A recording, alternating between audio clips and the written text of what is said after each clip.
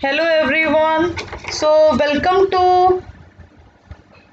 अन academy. कैसे हैं आप सब friend? This is Meenakshi Singh और आज हम लोग यहाँ पर डिस्कस करेंगे मोस्ट इम्पॉर्टेंट एमसीक्यूज। सो चलिए स्टार्ट करते हैं। एक मैंने आप लोगों को क्वेश्चन दिया था और क्वेश्चन जो बेसिकली था, the philosophy of radical humanism और न्यू ह्यूमनिज्म ये किसने रिप्रेजेंट किया था, है ना? तो काफ़ी सारे बच्चों का बिल्कुल सही आंसर आया था वीडियो में।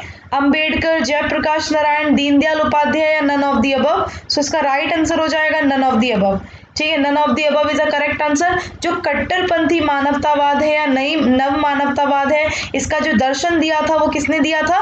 वो दिया था बेसिकली एमएन रॉय ने, है ना? तो ये ध्यान रखिएगा। न्यू ह्यूमनिज्म पर कौन बात करता है? न्यू ह्यूमनिज्म पर बात करते हैं हमारे एमएन रॉय। साइंटिफिक ह्यूमनिज्म पर बात किसने की? नेहरू ने बात की। साइंटिफिक ह्यूमनिज्म नेहरू, है ना? और जो आप लोगों का बेसिकली ये ध्यान रखिएगा सारे बच्चे। उसके बाद चलते हैं हम लोग आगे।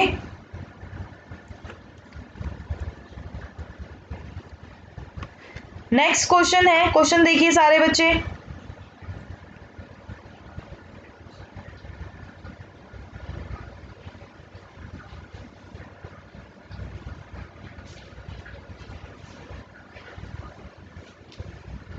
जो इंटीग्रल ह्यूमनिज्म था वो किसका था?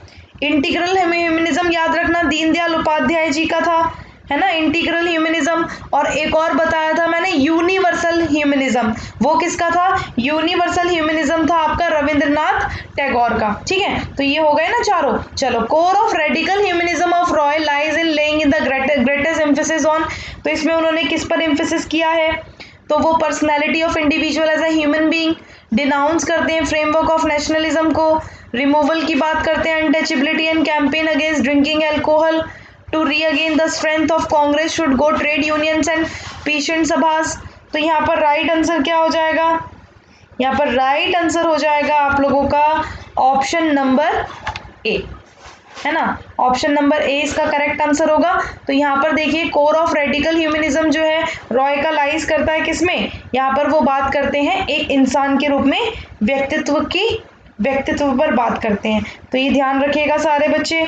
उसके बाद अगर आप देखोगे नेक्स्ट क्वेश्चन, ये किसने कहा था?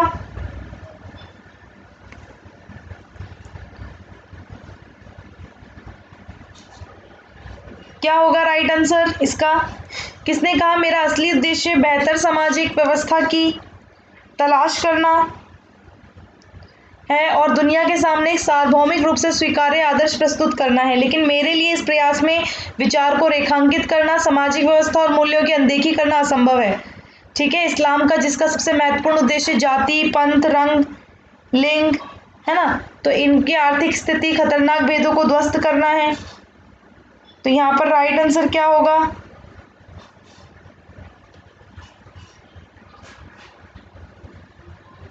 Very good, very good.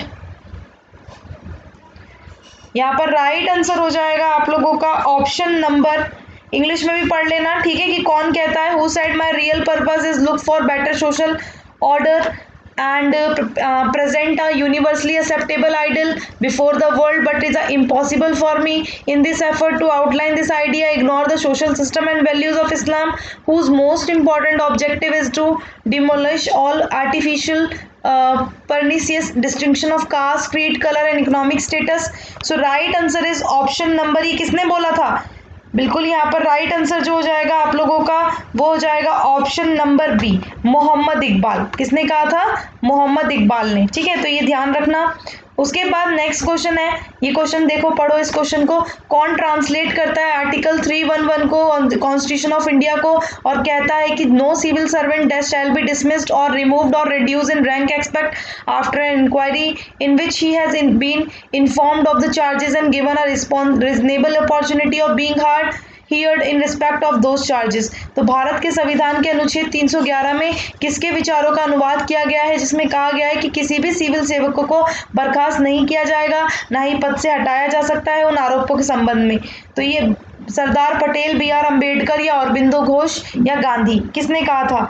सो राइट आंसर होगा सरदार पटेल। ठीक है, ये किसने कहा था? सरदार पटेल बोलते हैं। ठीक है, तो ये ध्यान रखना, सरदार वल्लभ भाई पटेल। उसके बाद नेक्स्ट क्वेश्चन है आपका कि किसने आइडिया दिया था? Who gave the idea of Sampatti Daan was nothing but a call for sharing together of one's wealth and economic resources in such a way that it is utilization benefits the larger section of people rather than ensuring affluence for a few. तो संपत्ति दान का विचार किसने दिया? एक धन और आर्थिक संसाधनों को एक साथ साझा करने के लिए कुछ भी नहीं था। इस तरह से इसका उपयोग कुछ लोगों के लिए संपन्नता सुनिश्चित करने के बजाय लोगों के बड़े वर्ग को लाभ पहुंचाना था। तो ये कौन बोलते हैं? अरविंदो घोष, ईवी रामास्वामी नायकर, जयप्रकाश नारायण या सावरकर? ये दिया है जयप्रकाश नारायण ने। किसने दिया है? जयप्रकाश नारायण। तो ये ध्यान रखना। फिर नेक्स्ट क्वेश्चन है कि जयप्रकाश नारायण संपूर्ण क्रांति पर बात करते हैं, तो ये किसके अगेंस्ट की गई थी? ये जो संपूर्ण क्रांति थी, इसका आह्वान जो किया गया था वो किसके खिलाफ किया गया था? इंदिरा गांधी गवर्नमेंट के खिलाफ, चरण सिंह गवर्नमेंट के खिलाफ, एपी वाजपेयी गवर्नमेंट के खिलाफ या नन ऑफ दी अबव? सो यहाँ पर राइट आंसर होगा इंदिरा गांधी गवर्नमेंट, है ना। आप सबको बताइए 1975 में इमरजेंसी लगी थी, है ना, तो इमरजेंसी के बाद ही ये चीजें होती हैं। इमरजेंसी से पहले जो ये सब चीज़ें हुई थी आप ध्यान रखिएगा, ठीक है, तभी उन्होंने इमरजेंसी डिक्लेयर कर दी थी। जो कॉन्सेप्ट है टोटल रेवोल्यूशन का, ठीक है, तो was the first time evolved by, तो किसके द्वारा हुआ था? During the 1960 articulate his desire for need a comprehensive movement in a country which would transform all the aspects of life in order to mould a new man to change human life and create a new world. तो 1960 के दशक में किसने कुल क्रांति की अवधारणा पहली बार देश के व्यापक आंदोलन की आवश्यकता के लिए दी थी, विकसित की थी, जो जीवन के सभी पहलुओं को एक नए आदमी को ढालने के लिए बदल देगी, मानव जीवन को बदले और नई दुनिया को बनाए रखने के लिए? तो जयप्रकाश नारायण, विनोबा भावे, वल्लभ भाई पटेल या दयानंद सरस्वती? इसका राइट आंसर क्या होगा? इसका राइट आंसर होगा option number B, Vinoba Bhave. ठीक है, तो यहाँ पर राइट आंसर क्या हो जाएगा? Vinoba Bhave is a correct answer. ठीक है, तो ये विनोबा भावे राइट आंसर होगा। चलो ये देखो, ये जो क्वेश्चन है काफी इंपॉर्टेंट है, और ये क्वेश्चन आपका ये है कि भूदान और ग्रामदान मूवमेंट है, ये किसने लॉन्च किए थे? भूदान और ग्रामदान मूवमेंट लॉन्च किए थे जयप्रकाश नारायण ने, वल्लभ भाई पटेल ने, दयानंद सरस्वती ने या नन ऑफ दी अबव? सो यहाँ पर राइट आंसर हो जाएगा नन ऑफ दी अबव। ठीक है, नन ऑफ दी अबव। तो भूदान ग्रामदान किससे जुड़े हुए हैं? ये जुड़े हुए हैं आपके विनोबा भावे से। ठीक है, विनोबा भावे का राइट आंसर हो जाएगा इसका। फिर नेक्स्ट क्वेश्चन है कि कौन कहता है हु सेड द पॉलिटिक्स जो है not for power but for the purification and rationalisation of the political life of the people? किसने कहा था कि राजनीतिक सत्ता के लिए नहीं बल्कि लोगों के राजनीतिक जीवन के शुद्धिकरण और युक्तिकरण के लिए है? तो गांधी बोलते हैं, जयप्रकाश नारायण बोलते हैं, इंदिरा गांधी बोलती हैं या एम.एन. रॉय बोलते हैं? तो यहाँ पर ध्यान रखिएगा, राइट आंसर क्या किसने बोला? ये एम.एन. रॉय ने। ठीक है, किसने बोला है? एम.एन. रॉय बोलते हैं, तो ये ध्यान रखना। ठीक है, एम.एन. रॉय इसका राइट आंसर हो जाएगा। उसके बाद नेक्स्ट क्वेश्चन पे चलते हैं। नेक्स्ट क्वेश्चन है who said Sarvodaya does not mean good government और majority rule, it means freedom from government, it mean decentralisation of power?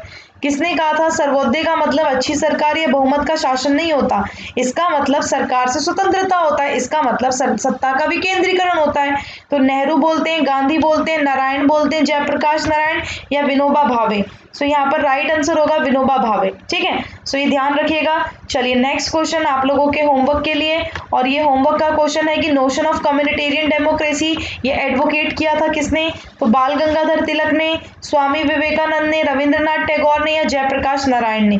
इसके साथ साथ मेरा ये वाला कोर्स चल रहा है अनअकैडमी पे, crash course on political science, 11 AM class हो रही है। इसके अंदर मैं आप लोगों को करा रही हूँ, काफ़ी ज़्यादा रिवीजन करा रही हूँ। ठीक है, इसी के साथ से आज से मैं स्टार्ट कर रही हूँ, आज है 23 और आज से मैं आप लोगों के साथ मैराथन स्टार्ट कर रही हूँ। ठीक है, तो मैराथन आज होगी 1 बजे, 1 से 3 बजे तक होगी। ठीक है, 1 से 2, 2 से 3, और शाम को 8 से 9, 9 से 10, 4 घंटे की मैराथन आप लोगों की रहेगी। टाइम मेरे पास एक्चुअली क्लास मेरी 4 बजे होती है, वरना मैं 4 घंटे की मैराथन रख लेती साथ में, लेकिन हम एक ही दिन में मैराथन रखेंगे 2-2 घंटे की। ठीक है, तो ये इसमें आप लोगों को मैं पूरा पॉलिटिकल थ्योरी कवरअप करा दूंगी।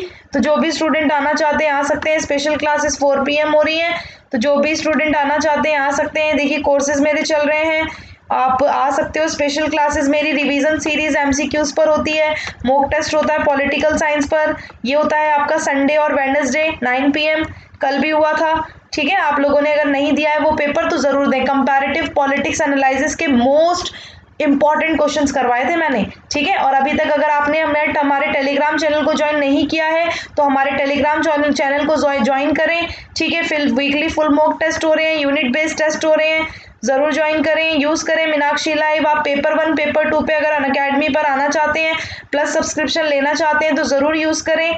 साथ ही साथ आइकॉनिक सब्सक्रिप्शन जब आप लेते हैं स्ट्रक्चर असेसमेंट रिड्यूस हो जाते हैं, road blocks clear road map मिलता है, एस्टेब्लिश कर पाते हो कमांड अपने सब्जेक्ट पर। तो जब भी आए यूज़ करिए Meenakshi live for getting 10% discount.